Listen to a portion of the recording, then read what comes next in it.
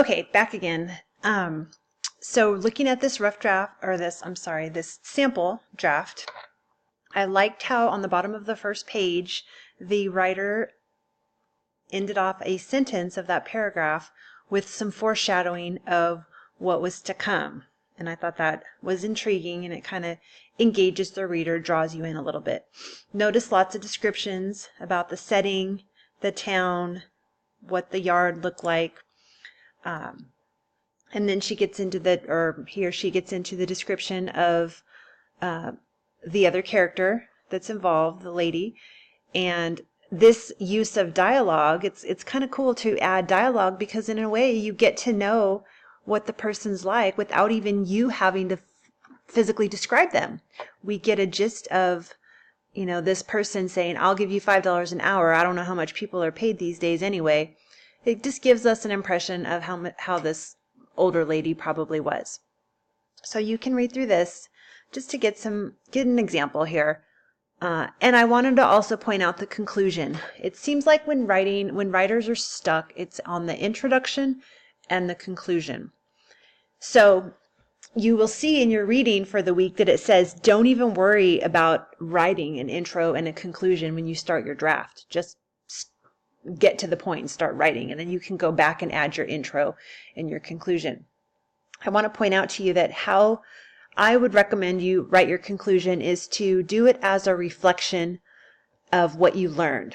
Okay, what did you learn from this event? Like, why is it important enough that you write about it as a memorable event? How did it shape you? Maybe it shaped you as a person, it shaped you as a Christian. So what did you learn from this event? And that's what you'll put in your conclusion. Okay, you introduce the situation as the intro. The body of your paper tells us what happened, and then the last paragraph is a reflection, maybe a present day reflection. Now, looking back, this is what I learned. Okay, so I thought this was helpful, and you can take a look at it when you have some time. When you get done with all of the lessons in Blackboard and you want to get started with your pre-writing, I've given you a little kind of a general cluster map to figure out how to get started. So maybe you can put your topic in the middle, and then you can draw some arrows out and know that you have to have a part of where you describe your characters. So maybe just do a bubble with your characters. There shouldn't be too many. Obviously you would be one of them, and maybe one or two other people. You don't want it to get too complicated. This is only a 2 to 3 page paper. So a couple of characters and describe them. Okay, branch out there with your characters of a description. Then you're going to have your setting, and you want to jot down where the location is, and then the sensory words. What does it look like? What does it sound like? Maybe it smells like something. What is give us the sensory details for your setting. The events that happened, you're going to list either in topical or chronological order. What are the main events that happened?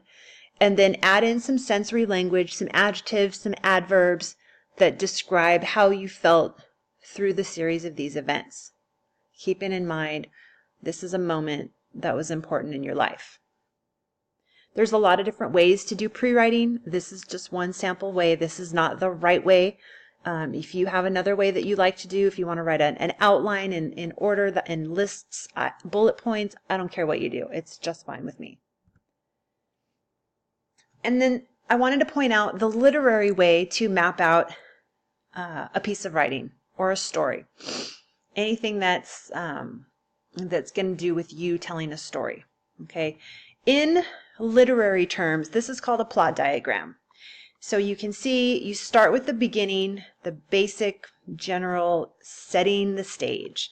That's called the exposition. Introduce what the situation is, where is it located, who are the characters involved. And then as you start telling the story, you have your rising action.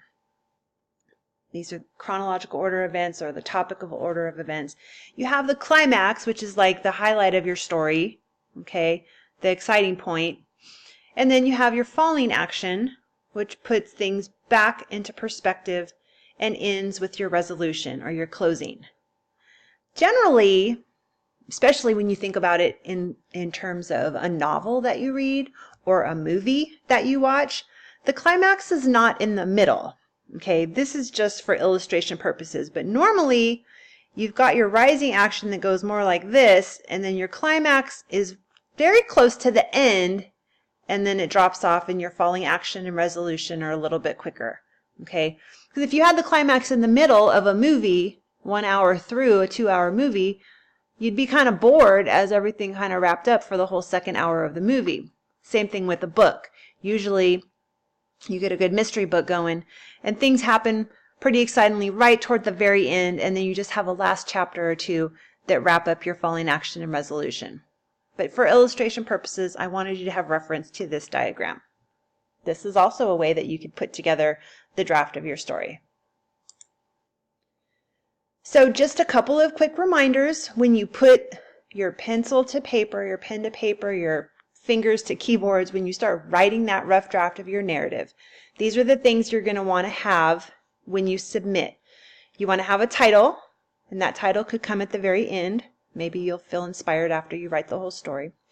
You want to make sure you've shown me, not told me what happened.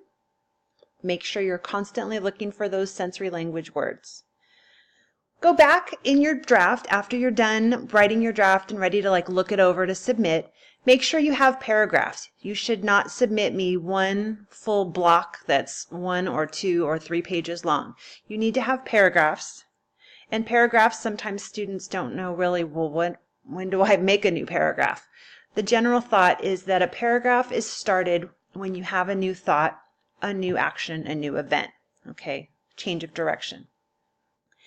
If you are going to add dialogue, make sure you have quotations properly around it. If you're not sure how to put quotes on properly, just do a quick Google search. There's plenty of resources available for how to include dialogue. You can email me a little snippet of your draft and show me in the email and say, is this right? And I can help you out with that.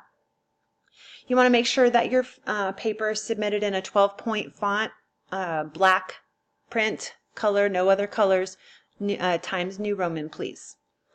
Type double-spaced, and then the structure. Did you write it in chronological order or topical order? Those are the things that we're going to be looking at in the rubric when grading your paper. Okay?